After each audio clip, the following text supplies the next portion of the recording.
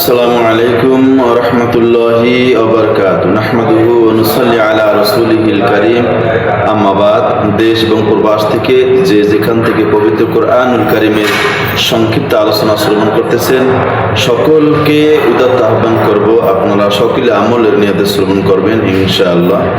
তো আজকের আলোচনার বিষয় হচ্ছে পৃথিবীতে এমন 5টি বিষয় রয়েছে যা কেবলমাত্র শুধুমাত্র আল্লাহ রব্বুল আলামিন ছাড়া কেউই জানেন না, অর্থাৎ পৃথিবীর কোনো মানুষ জানেন না। এমনকি যতগুলি পয়গম্বর দুনিয়ায় এসেছেন কোনো পয়গম্বরগণও সেই 5টি বিষয়ে জানেন না।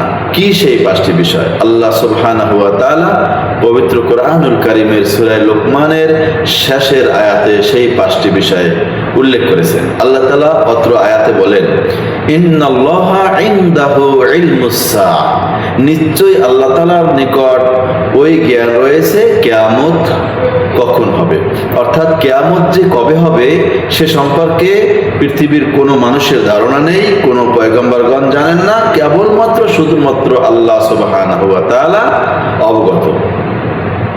ওয়ায়ুনাজ্জিলুল গায়স, বৃষ্টি কখন হবে, কখন বৃষ্টি হবে সেটার জ্ঞান একমাত্র আল্লাহ তাআলার কাছে রয়েছে।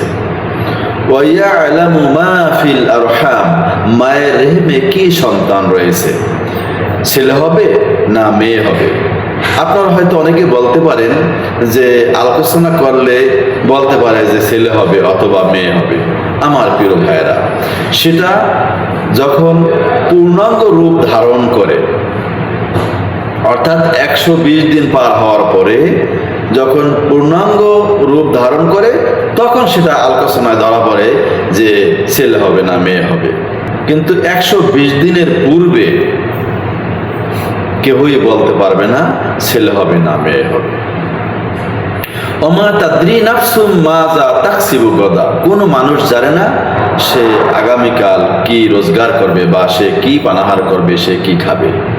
সেটার জ্ঞান কেবলমাত্র শুধুমাত্র আল্লাহ রব্বুল আলামিনের কাছে রয়েছে।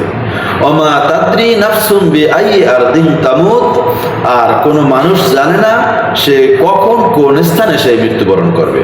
অর্থাৎ এই 5টি জ্ঞান কেবলমাত্র শুধুমাত্র আল্লাহ রব্বুল আলামিনের কাছে রয়েছে। এই সম্পর্কে পৃথিবীর কোনো মানুষ জানে না এবং কোনো পয়গম্বরগণও অবগত নন। ইন্নাল্লাহা আলিমুন খবীর।